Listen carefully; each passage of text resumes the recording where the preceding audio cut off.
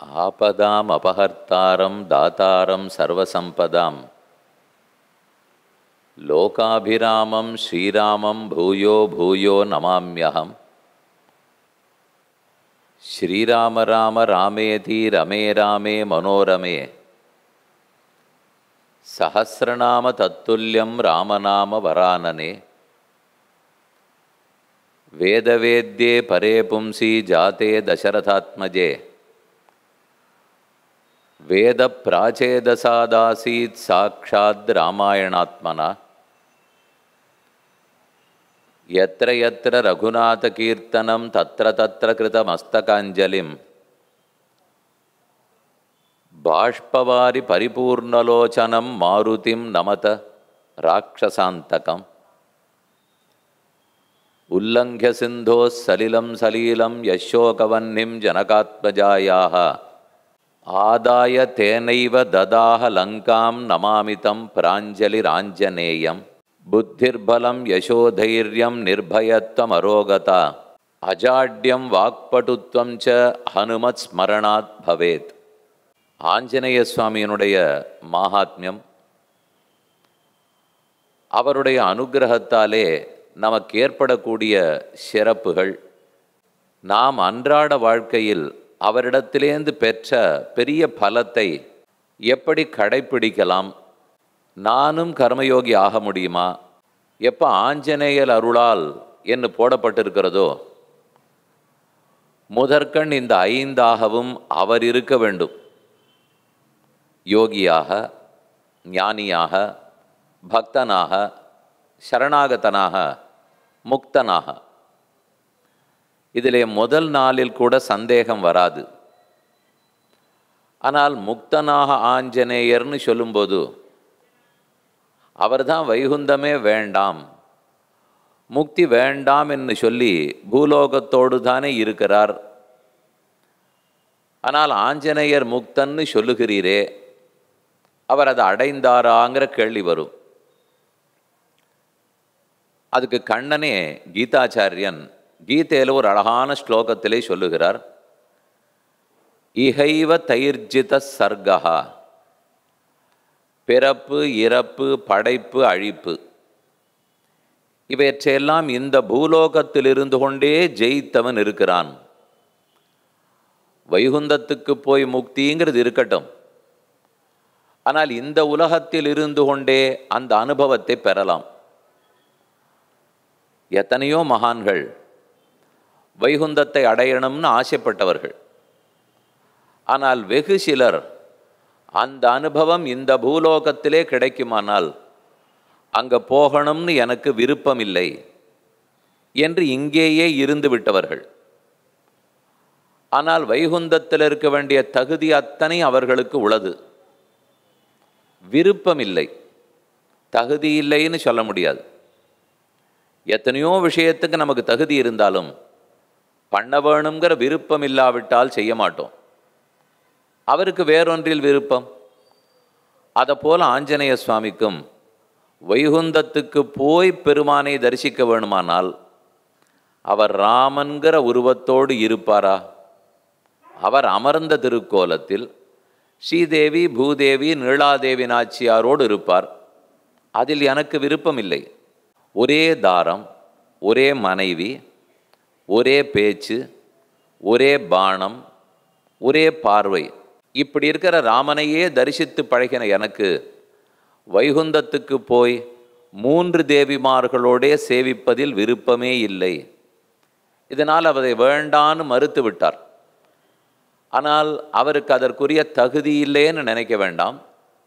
நிரம்ப தகுதி இருந்தது, ஆனால் போவதற்கு விருப்பம் இல்லை. எப்போ அவருக்கு தகுதி இருந்து விட்டதோ அப்போ அதை நமக்கு பெற்று கொடுப்பதில் அவருக்கு குறைவில்லையே. அவருக்கு அது இல்லைன்னு சொன்னால் நமக்கு கொடுக்க முடியாது.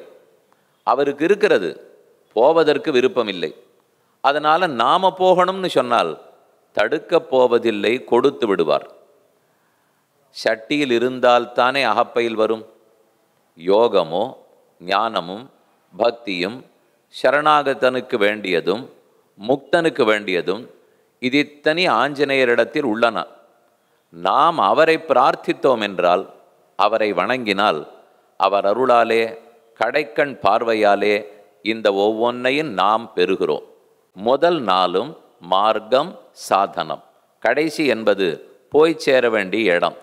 இந்த சாதனங்களெல்லாம் ஹனுமாரிடத்தில் நிரம்ப இருக்கின்றன. முதல்ல சொற்களுக்கு இருக்கிற பொருள் என்னன்னு பார்ப்போம். ஆஞ்சநேய சுவாமியினுடைய சரித்திரத்தை உத்தரகாண்டத்திலிருந்தும் சுந்தர காண்டத்திலிருந்தும் அங்கங்கு வேண்டிய இடத்துக்கு சேர்த்து சொல்கிறேன்.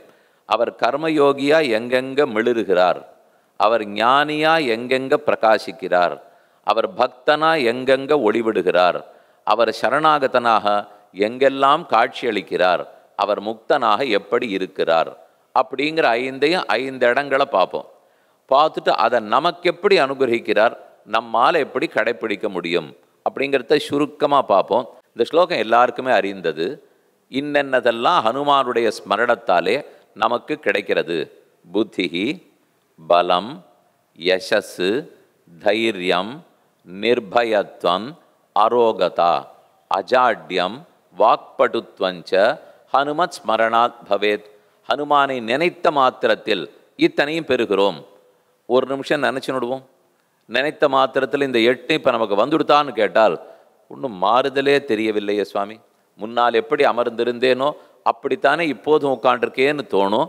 அப்படி அடுத்த நிமிஷத்திலெல்லாம் மாறுதல் வராது. அதே போல் நினைக்கிறோம்னு சொன்னால் சற்று நிதானப்பட வேண்டும். நினைத்த மாத்திரத்தில் நடந்துவிடும். இப்போ நினச்சேன் அடுத்த நிமிஷம் என் உடம்பில் மாறுதல்கள் வருமானால் அப்படி வராது. அதை நிதானமாக மெதுமெதுவே பல நாட்கள் நினைத்து அவர் என்ன நமக்கு சொல்லியிருக்காருங்கிறத உள்வாங்கி அதில் ஊறத்தான் நன்றாக இருக்கும். பல தின்பண்டங்களும் கூட ரசம் பண்ணுவோம், ரசகுல்லாவும் பண்ணினோம். அதில் ஊறத்தான் இனிக்கும். பண்ணின உடனேயே பெருமாளுக்கு கண்டொரலை பண்ணிவிட்டு நைவேத்தியம் முடிந்தது. ரசத்தில் ஊறுறதுக்கு முன்னாடியே வாயில் போட்டால் அவ்வளவா ஒன்றும் நல்லா இருக்காது, மண் நாட்டம் இருக்கும். ஊறுகாயே அவ்வளவு தானே. அந்த சாறில் ஊறத்தான் ஊறுகாயாக இருக்கும். இல்லைன்னா அது போட்டப்புறம் உடனே சாப்பிட்டா மாவடு சாரில் ஊறணும். ஊறாப்பில் தான் ஹனுமத் ஸ்மரணம். அவரை நினைக்க மீண்டும் நினைக்க மெதுவாக உள்ள இறங்கி செய்கிறார். பலவிடங்களும் பார்த்திருப்பீர்கள். சட்டென்று ஹனுமார் தன் நெஞ்சை கிழித்து காட்டுவார். உள்ள ஹனுமார் ராமனும் சீதையும் இருக்கிறார்கள் என்னால் அது என்ன ஒரு நிமிஷத்தில் வந்து அமர்ந்து விட்டனர். ரணச்சிகிச்சை பண்ணி நெஞ்சை பிரித்த உடனே அவர்கள் வரல. எத்தனை ஜென்மமா எத்தனை ஆண்டுகளா நினைத்து ஊறி அவருடைய உள்ளத்தில் இருந்திருப்பார். அதனால் நமக்கு அந்த பாக்கியம் கிடைக்கும். அதுக்குன்னு அவர் பட்ட நாட்கள், அவர் எவ்வளவு நாட்கள் முயற்சித்தாரோ அவ்வளவெல்லாம் வேண்டாம். அதை விட குறைச்சலாவே நமக்கு கிடைத்து விடும். அதுக்குன்னு இந்த நிமிஷம் நினைத்து விட்டு அடுத்த நிமிஷம் கிடைக்குமான்னு பார்க்கக்கூடாது. புத்திஹி எல்லாருக்கும் வேணும். புத்தி வேணும், நல்ல ஞானம் இருக்க வேண்டும். இருந்தால் எதை வேணுனாலும் படிப்போம், எப்படியும் தெரிஞ்சுப்போம், சட்டுன்னு புரியும். புத்திஹி பலம், புத்தி மட்டும் இருந்தால் கலியுகத்தில் போருமா? கிருத்தயுகமாக இருந்ததுன்னா புத்திக்குத்தான் மதிப்பு, கலியுகமாக இருந்ததுன்னா பலம்தான் புத்தியே. யார் ஓன்னு உரத்த குரலில் பேசுகிறானோ அவனைத்தான் நல்ல பேச்சாளின்னு விடுறா. நிஜமாக நல்ல பேச்சாளி இல்லை, அடித்து பேசுகிறார் சுவாமி, ஒரே நிமிஷத்தில் பதில் சொல்லிவிடுறார். அப்படின்னா சிறப்பான பேச்சாளி. இன்றைக்கி தொலைக்காட்சியை திறந்து என்ன ஒரு வாத பிரதிவாதத்தை பாருங்க. நிதானமாக பிரமாணத்தோடு எடுத்து சொல்லுவதுங்கிறதுக்கெல்லாம் மதிப்பே இருக்காது. நீ ஒன்று சொன்னியா வெட்டி 2வது நிமிஷம் நான் இன்னொன்று சொல்லணும். சொல்லலைன்னால் இவர் சம்பிரதாயமே தப்புன்னுடுவா. இவர் எதுவுமே படிக்கலே, எதுவுமே தெரியாதுன்னு ஆகிடும். அப்படி என்ன சட்டுன்னா எல்லாத்துக்கும் பதில் சொல்கிறதுக்கு முடியும்? அப்படி நினச்சிக்க வேண்டாம். ஆனால் பலம் அதில் தான் இருக்குது. யார் ஆள் அழகாக இருக்கானோ பேசினா எடுபடுங்கிறா, யார் வலிமையாக பேசிக்கிறானோ அவன்தான் உண்மையை பேசுகிறான்ங்கிறா. அதனால் பலம் நிச்சயம் தேவைப்படுகிறது, புத்தி தேவைப்படுகிறது. இந்த யுகத்துக்கு கண்டிப்பாக பலமும் வேணும். புத்திஹி பலம், யசஸ், நல்ல புகழாளராக இருக்க வேண்டி இருக்கிறது. எந்த வேலை நடக்கணும்னாலும் அவர் பிரபலமாக இருந்ததுன்னா வேலையை பண்ணித்தரா. பிரபலமாக இல்லை, நான் யாரோ மூலையில் உட்காந்து வாழ்ந்துட்டுருக்கேன்னால் ஒரு மருத்துவமனைக்கு போனால் சேர்த்து கூட மாட்டேங்கிறா. எங்கே போனால் நீ யார் அனுப்பிச்சி வச்சுருக்கே, சிபாரிசு கடிதம் இருக்கான்னால் புகழ் இருந்தால் தான் நடக்கிறது. அதுக்குன்னு எல்லாரும் பணக்காரன்னு புகழ் எடுத்துடலாம், எல்லாரும் படித்தவன் புகழ் எடுத்துடலான்னு இல்லை. நல்லவன்கிற புகழ் இருக்கணுமா இல்லையா? பகவானிடத்துல பக்தி இருக்கிறவன்கிற புகழ் இருக்கணும். நாம சொல்லிக்க வேண்டாம். ஆனால் பிரத்தியாருக்கு அது தெரிஞ்சதுன்னா தானே இன்னும் 4 பேர் பக்தர்களாக வருவா. விதுரரே சொல்கிறார், தர்ம காரியத்தை பண்ணுறவன் நான் பண்ணேன் நான் பண்ணேன்னு சொல்லிக்கூடாது. ஆனால் ஒரு இடத்துல தர்ம காரியம் நடக்கிறதுனால் இது நடக்கிறதுன்னு மற்ற பேர் பிரச்சாரம் பண்ணணும். பண்ணாதான் 4 பேருக்கு இந்த தர்மத்தை பண்ணலாங்கிற ஆசையோடு வருவார்கள். தெரியவே இல்லை. குடத்திலிட்ட விளக்காக இருக்க வேண்டும், வலக்கை கொடுப்பது இடக்கைக்கு தெரியக்கூடாது, இதெல்லாம் நல்ல பழமொழிகள். ஆனால் அப்படியே அதை எடுத்துட முடியாது. தெரிஞ்சாதான் 4 பேர் வருவார்கள். அதற்கு புகழ் தேவைப்படுகிறது.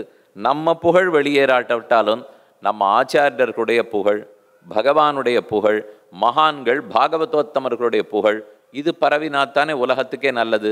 அது வேணும்னு வச்சுப்போம். புத்தி, பலம், யசஸ், தைரியம். எந்த காரியம் நடக்கணும்னாலும் கலியுகத்தில் தீரஸ்தத்திரன முக்கியதி. கண்ணன் திரும்ப திரும்ப சொல்லிட்டே இருக்கார். தீரனா இருக்கிறவன் பயப்பட மாட்டான். தீரன்னா கத்தி வாழ் கேடயம் வச்சுட்டு இருக்கிறவனை பற்றி சொல்லலை, மனோபலம் இருக்கிறவனை பற்றி சொல்லிட்டு இருக்கார். எடுத்த காரியத்தில் நன்னா சிந்தித்தேன், காரியத்தில் இறங்கிவிட்டேன், இனிமே முன்வைத்த கால பின்வைக்கிறது இல்லை. நிறைய என்ன வேணா யார் வேணா பேசுவார்கள். இன்னைக்கு கருத்து சுதந்திரம் நிறையா இருக்குது, பேச்சு சுதந்திரம் நிறையா இருக்கிறது. நம்ம வீட்டுக்குள்ளேயே யார் வேணா எதிர்த்து பேசலாம். பெரியவர்கள் சின்னவர்கள் வேறுபாடெல்லாம் கிடையாது. எப்படியும் பேசலாம், நினைக்கிறச்சே பேசலாம். முன்னாடிலாம் 4 பேர் உட்கார்ந்து பேசி இன்னதுதான் முடிவுன்னு எடுத்தால் அந்த முடிவு மட்டும் வெளியில் அறிவிக்கப்படும். ஆனால் இன்றைக்கி எல்லாரும் என்ன விரும்புகிறான்னால், நீங்கள் 4 பேர் 2 மணி நேரமும் என்ன வாத பிரதிவாதம் பண்ணீர்களோ அதையும் ஒவ்வொரு நிமிஷமும் உலகத்துக்கே அறிவிங்கிறா. இல்லைன்னா சமூக வலைத்தளத்துக்கு வேலையே இல்லையே. அவ பேசி முடிச்ச அப்புறம் முடிவை மட்டும்தான் பதிவு பண்ணுறதுன்னு வச்சுங்க, வலைத்தளத்தில் வேலையே இருக்காது. 24 மணி நேரமும் செய்தியிலாலேயே தொலைக்காட்சிகள்லாம் போயிட்டு இருக்கு. முன்னாடிலாம் ஒரு நாளைக்கு 3 தடவை செய்தி வாசிப்பா. ஒரு 1/4 மணி, 10 நிமிஷம், 5 நிமிஷம், இவ்வளவு தான். இன்றைக்கி 24 மணி நேரம் செய்தி வேணும்னால் எப்படி செய்தி கிடைக்கும்? உலகம் அவ்வளோதானே இருக்குது, வேற ஏதானுமா நடந்து கொண்டு இருக்கும். அதுக்கு செய்தி வேணும்னால் நிமிஷம் யாரெல்லாம் நினைக்கிறோமோ அதை அத்தனையும் செய்தியாக போடணும். வந்தார் போனார், பள்ளிக்கூடத்துக்கு குழந்தை போச்சுன்னா வண்டி ஏறினதுலேருந்து இறங்கினதுலேருந்து வகுப்பறைக்குள்ளே போனதுலேருந்து இன்றைக்கி வாத்தியார் வந்தாரா இல்லையாங்கிறதுலேருந்து எல்லாத்தையும் தட்டின்ண்டே இருக்கணும்னா அப்படி இருந்தால் தான் இன்றைக்கி ஓடிக்கொண்டு இருக்கிறது. அதனால தான் எல்லா இடத்துக்கும் செய்தியும் நிறையா கிடைக்கிறது. ஆனால் அதனால் லாபம் இல்லை. மனசத்தனையும் அழுக்கடைய போவது தான் மிஞ்சும். புத்தி, பலம், யசஸ், தைரியம், இது எல்லாத்துக்கும் நடுவில் தீரனாக இருந்து ஆமாம் நேர்மையாக முடிவெடுத்திருக்கேன், நடத்தித்தான் தீருவேன், அந்த தைரியத்தை ஆஞ்சநேய சுவாமி நமக்கு கொடுக்குறார்.